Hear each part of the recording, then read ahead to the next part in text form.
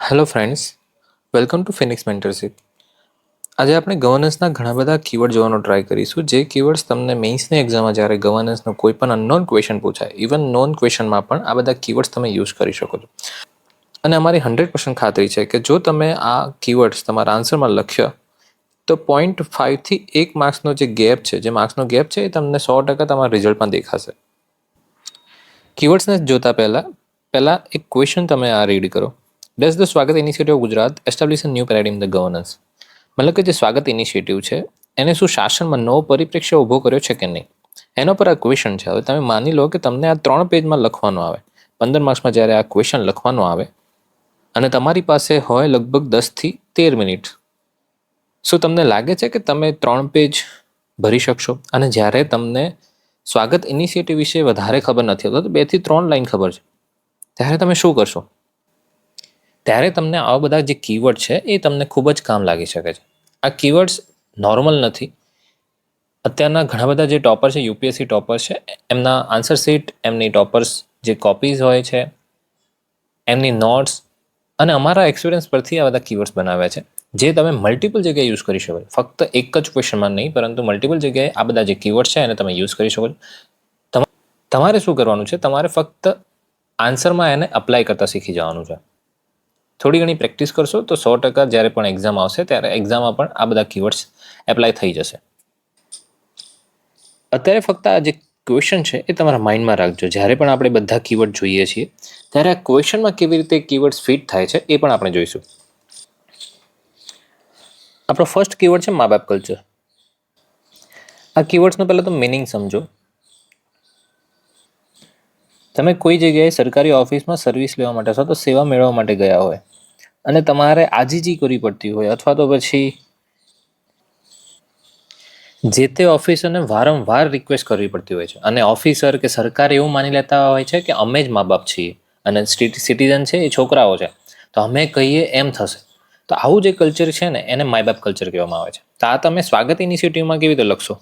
સ્વાગત ઇનિશિયેટિવ થકી જે માય બાપ કલ્ચર છે એ ઓછું થશે અને એની જગ્યાએ સિટીઝન સેન્ટરિંગ ગવર્નન્સ વધશે.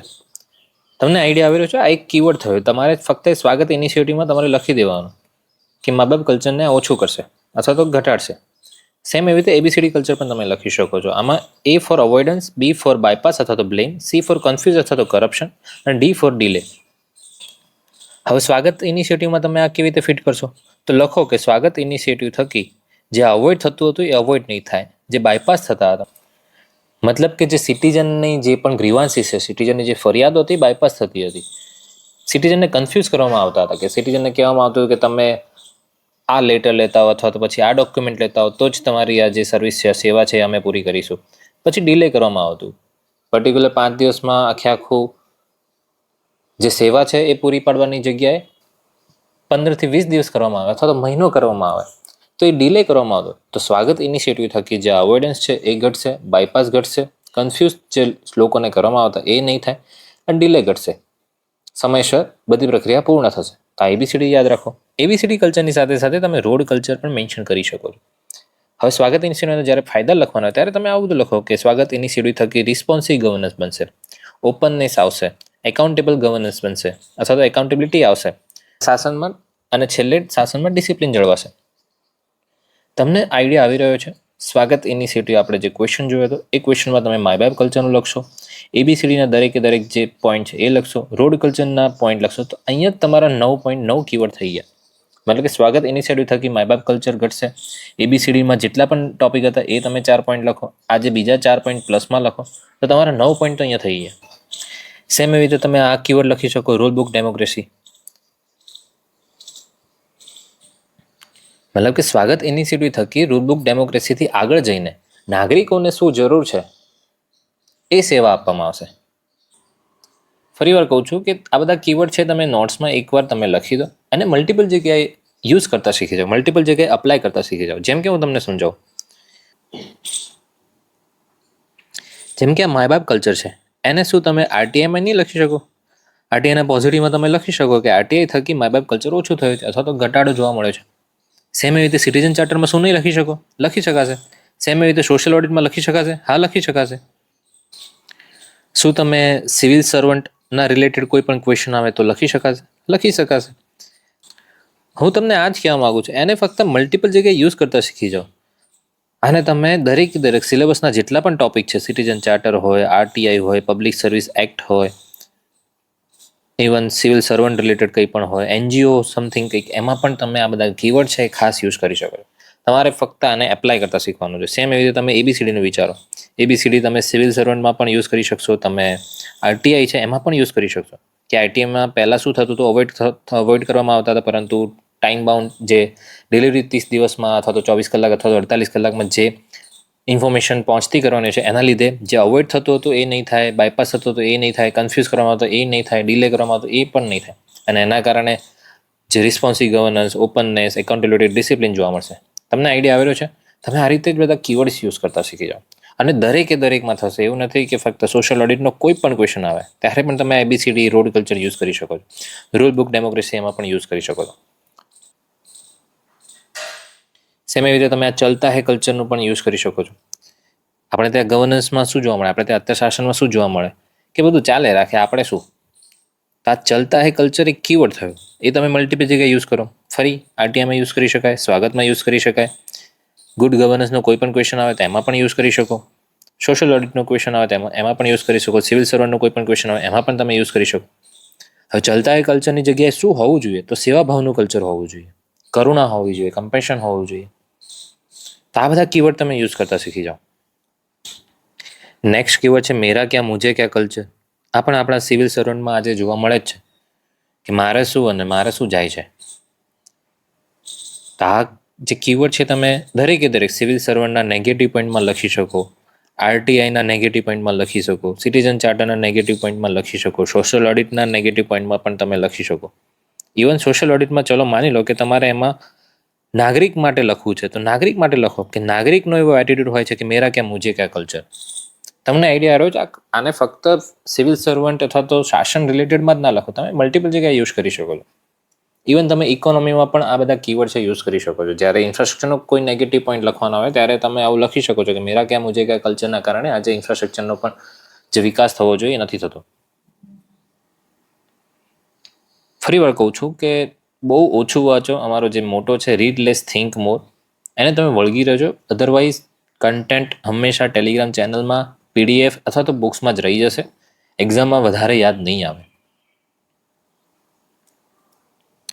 હવે આ ક્વેશ્ચન ટ્રાય કરો. To what extent can real time monitoring platform be a game changer in transforming governance India. આ ક્વેશ્ચન તમને જીપીએસસી ફિનિક્સની જે ટેલિગ્રામ ચેનલ છે એમાં લખવા આપ્યો હતો. ઘણા બધા સ્ટુડન્ટે લખ્યો પણ હતો, પરંતુ દરેક સ્ટુડન્ટે રિયલ ટાઈમ મોનિટરિંગ પ્લેટફોર્મ કયા છે, ખાદ્ય સુરક્ષામાં, કૃષિમાં, કે પછી એજ્યુકેશન, સ્વાસ્થ્ય ક્ષેત્રે અથવા શાસનમાં કયા છે, તો એ બધા કીવર્ડ ઉપર વધારે ફોકસ કર્યું. પરંતુ તમારે ક્વેશ્ચનની ડિમાન્ડ સમજવાની છે કે આવા બધા પ્લેટફોર્મ કેવી રીતે ગેમ ચેન્જર બની શકે છે, એના વિશે વાત કરવાની. તો એના વિશે જે કીવર્ડ જે મેં તમને આપે એ બધા તમે અહીંયા યુઝ કરો કે એ બધા જે પ્લેટફોર્મ આવશે તો એના કારણે માય બાપ કલ્ચર ઓછું થશે, એના કારણે જે એબીસીડીમાં જે અવોઇડ થતું હતું, બ્લેમ થતું હતું અથવા તો બાયપાસ થતું હતું, C4 કન્ફ્યુઝ કરવામાં આવતા હતા, ડિલે કરવામાં આવતા, એ બધું નહીં થાય.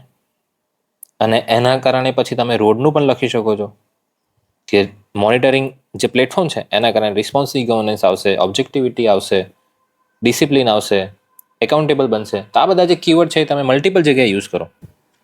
પછી હજુ પણ તમે વિચારો મેરા ક્યાં કલ્ચર મુझे ક્યાં કલ્ચર તમે આમાં લખી શકો છો ને કે રિયલ ટાઈમ મોનિટરિંગ પ્લેટફોર્મ આવ્યા તો જે પેલો એટીટ્યુડ હતો કે મને શું ફરક પડશે અથવા મારું શું જશે, એ એટીટ્યુડમાં ક્યાંક ને ક્યાંક ઘટાડો જોવા મળે છે. તમને આઈડિયા આવી રહ્યો છે?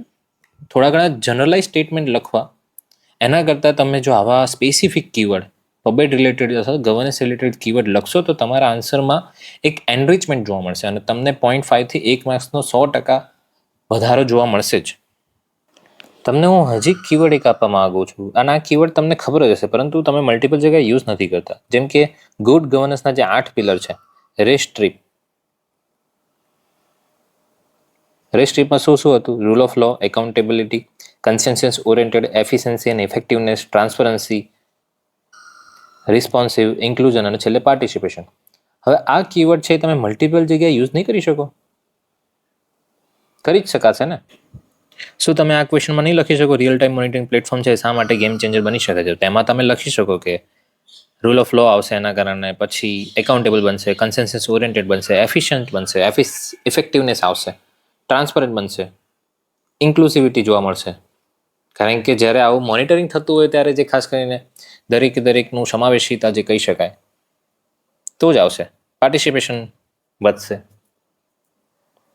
લોકોનું પાર્ટિસિપેશન વધશે. તો આ બધા કીવર્ડ્સ તમે તમારા માઇન્ડમાં રાખજો, કારણ કે 13 મિનિટમાં 3 પેજ ભરવા અથવા 14 મિનિટમાં 3 પેજ ભરવા ઇટ્સ ટુ ડિફિકલ્ટ. અને આ જેમને ફર્સ્ટ ટાઈમ મેઇન્સ છે ને એમને આઈડિયા નહીં આવે. તમને અત્યારે દરેકને કન્ટેન્ટ પાછળ વધારે જે ભાગ કરો છો, પરંતુ જ્યારે ક્વેશ્ચન તમારી સામે આવશે અને તમારી પાસે ફક્ત 10 થી 12 મિનિટ હશે ત્યારે એમાં વિચારો, બ્રેઇનસ્ટોર્મિંગ કરવું, પ્રેઝન્ટેશન સાથે લખવું અને એ પણ સારા અક્ષરોમાં, એ ખૂબ ડિફિકલ્ટ ટાસ્ક છે. જે વાંચ્યું છે ને જે તમે વારંવાર રિવિઝન કર્યું છે ને એ પણ તમને યાદ નહીં આવે. આ એક્સપિરિયન્સ બોલે છે, એટલા માટે તમને કહી રહ્યો છું. ફરી વાર કહું છું કે આ બધા જે કીવર્ડ છે એને મલ્ટિપલ જગ્યાએ યુઝ કરો. આ ડઝ ધ સ્વાગત ઇનિશિયેટિવ જે આપણો ક્વેશ્ચન હતો, શું એમાં રેસ્ટિપ યુઝ નહીં થઈ શકે? થઈ શકશે. તમે એમાં રૂલ ઓફ લો પણ કરી શકો, એકાઉન્ટેબલ પણ કરી શકો, એફિશિયન્સી અથવા ઇફેક્ટિવનેસનું પણ તમે જે કીવર્ડ છે યુઝ કરી શકો, ટ્રાન્સપરન્સી, રિસ્પોન્સિબલ, ઇન્ક્લુઝિવિટી, પાર્ટિસિપેશન, દરેક કીવર્ડ તમે યુઝ કરી શકો. હવે તમે આ ક્વેશ્ચન રીડ કરો.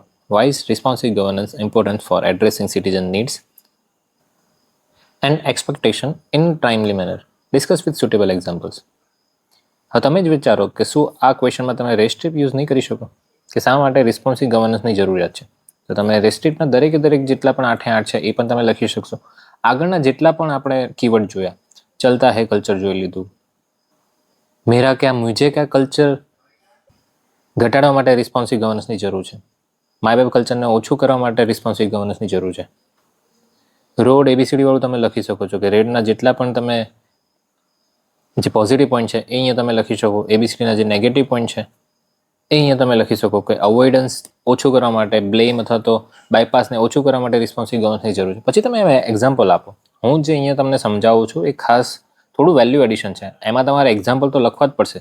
જેટલા પણ એક્ઝામ્પલ પબમેડના તમે જે શીખ્યા છો, તમે કોઈ પણ બુકમાંથી રીડ કર્યા છે એ તો લખવા જ પડશે. પરંતુ જે થોડું ઘણું વેલ્યુ એડિશન છે એ તમને અહીંયાથી શીખવાડવામાં આવે છે. હજુ પણ આવા ઘણા બધા કીવર્ડ છે, જેવી રીતે પીપલ સેન્ટ્રિક ગવર્નન્સ, પછી ટ્રસ્ટેડ સ્ટીલ ફેમથી rusted steel frame, top down approach, પછી આ જુઓ રેડ ટેપિઝમથી રેડ કાર્પેટ. આવા ઘણા બધા કીવર્ડ છે. આઇવરી અપ્રોચ, આ પણ તમે ઘણી જગ્યાએ મલ્ટિપલ જગ્યાએ યુઝ કરી શકો છો. પછી આ 4C તમે લખી શકો છો, 3D લખી શકો, ફરી 3E લખી શકો, 4D. આવા અસંખ્ય કીવર્ડ છે. તમે મને કમેન્ટમાં જણાવજો કે શું આવા કીવર્ડ સાથેના લોંગ વિડીયો બનાવવો જોઈએ કે નહીં. જો ઘણી બધી કમેન્ટ આવશે તો જ અમે બનાવીશું, અધરવાઇઝ અમે અમારી બેચમાં જ ખાલી આ બધું કન્ટેન્ટ પીરસીશું.